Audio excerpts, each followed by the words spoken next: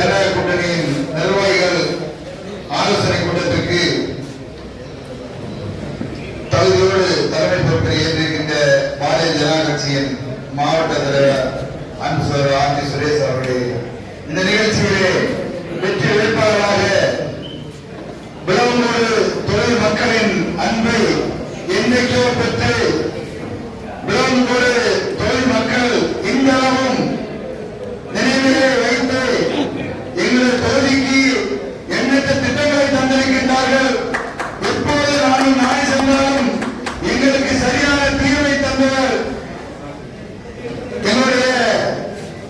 நம்முடைய வேட்பாளர், வெற்றி வேட்பாளர் டாக்டர் விஜயதரணி எம்பி. அந்த தொழில் மக்கள் செல்லக்கூடிய அவருடைய வெற்றி வேட்பாளர் டாக்டர் விஜயதரணி அவர்களே, 23ஆம் தேதி வர இருக்கின்றது. தமிழக மக்கள் முடிவெடுத்து விட்டார்கள். தமிழகத்தின் அடுத்த முதல்வர் புரட்சி தலைவர் எடப்பாடியார் என்பது தமிழக மக்கள் முடிவெடுத்து விட்டார்கள். இங்கே மேல்புறம் இங்கே இருக்கின்ற விளவங்கோடு சட்டமன்ற வேட்பாளர் விஜயதரணி கலைப்படாத களத்திற்கு சொந்தக்காரர். இங்கே எங்கே பார்த்தாலும் பொதுமக்கள் சொல்லுகின்ற ஒரே வார்த்தை விஜயதரணி அவர்கள் 13 ஆண்டுகள் சட்டமன்ற உறுப்பினராக இருந்தார்கள். இந்த பகுதிக்கு எண்ணற்ற திட்டங்களை தந்தது மட்டுமல்ல, இங்கே இருக்கின்ற மக்களுக்கு நல்ல பல காரியங்களை செய்தார்கள். அவர்கள் கலைப்படாத களத்திற்கு சொந்தக்காரர். அவர் இன்றைக்கு காங்கிரஸ் கட்சியை எடுத்துக்கொண்டால் சரியான ஒரு வேட்பாளரை அறிமுகப்படுத்த வக்கில்லாத இன்னைக்கு காங்கிரஸ் இருந்து கொண்டிருக்கின்றது. பரிதாப நிலைக்கு தள்ளப்பட்டிருக்கின்றது. இங்கே இருக்கின்ற வேட்பாளர் தகுதியற்றவர் என்று தேர்தல் அதிகாரியால் அறிவித்த பின்போ இன்றைக்கு இங்கே இருக்கின்ற மாவட்ட தேர்தல் அலுவலர் ஒரு திராவிட முன்னேற்ற கழகத்தின் மாவட்ட செயலாளர் என்று செயல்படுவார். இன்னைக்கு இந்த வேட்பாளர் இன்னைக்கு நிராகரிக்கப்படுவது இந்த தகவல் இன்னைக்கு வந்து கொண்டிருக்கின்றது. ஆனால் இந்த வேட்பாளர் நம்முடைய வேட்பாளர் இன்னைக்கு அறிவார்ந்தவர், பொதுமக்களோடு ஒன்றி போகின்றவர், பொதுமக்களுக்கு எண்ணற்ற திட்டங்களை அந்த தொகுதியில் தந்தவர், நல்ல ஒரு சிந்தனையாளர், அறிவாளர். ஆனால் நம்மை ஏற்று நிற்கின்ற இந்த வேட்பாளர் இன்றைக்கு பொதுமக்களால் மட்டுமல்ல சொந்த கட்சியால் நிராகரிக்கப்பட்டவர். சிந்தித்து பார்க்க வேண்டும். இன்றைக்கு தேர்தல் கமிஷனாலும் நிராகரிக்கப்பட்டு இன்றைக்கு அவர் அதிகாரத்தால் இன்றைக்கு சேர்க்கப்பட்டிருக்கின்றார் வேட்பாளராக.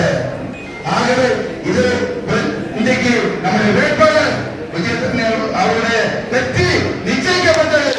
எப்படி எடப்பாடியாளர்கள் தமிழகத்தில் முதலமைச்சராகிறாரோ அதே போன்று விஜயதரணி அவர்கள் வெற்றி பெற்று ஆக வேண்டும். வெற்றி பெற்றால்தான் புரட்சி தமிழர் எடப்பாடியார் அவர்கள் கை அங்கே ஓங்கும்.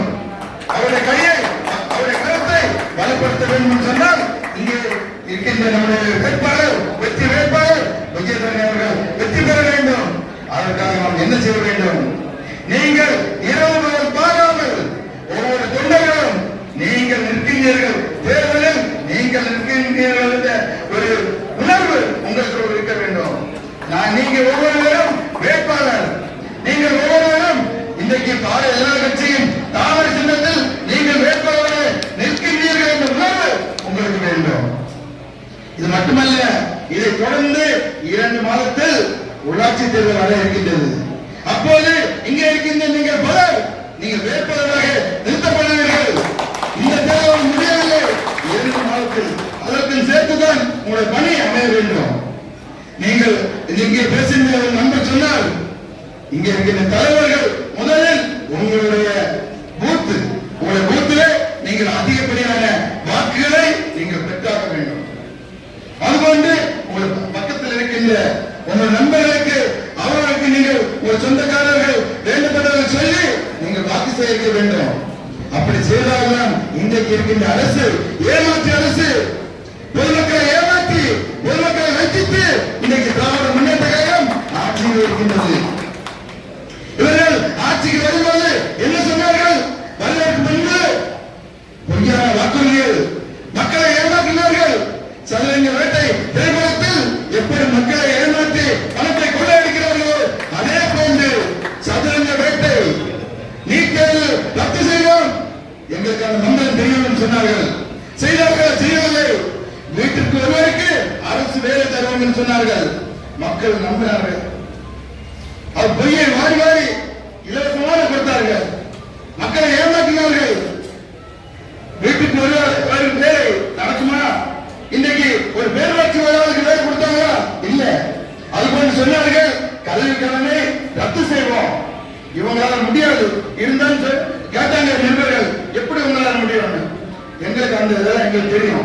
கல்வி கடனை எல்லாம் ரத்து செய்வோம். ஓட்ட போட்டு நினைச்சு பாருங்க. பெட்ரோலுக்கு மானியம் சொன்னார்கள், கேஸுக்கு மானியம் சொன்னார்கள். எதுவுமே செய்யவில்லை. அவர்கள் செய்வது புரட்சித் தலைவர் அம்மா அவர்கள் கொண்டு வந்த உன்னத திட்டம் தாலிக்கு தங்கம். ஏன் கொண்டு வந்தாங்க? தாலிக்கு தங்கம் கொண்டு வந்து மட்டுமல்ல, அம்மா அவர்கள் என்ன செய்வார்கள்?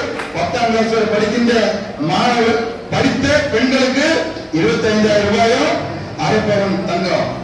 இதே இது கல்லூரி படித்தவங்களுக்கு 50,000 ரூபாயும் 1 பவன் தங்கம். அங்கேயே புரட்சித் தலைவர் அம்மா அவர்கள் நம்முடைய பெண்கள் படிக்க வேண்டும், பட்டம் பெற வேண்டும் என்று உன்னத நோக்கம். புரட்சி தலைவர் எம்ஜிஆர் சத்துணவு திட்டத்தை கொண்டு வந்தார்.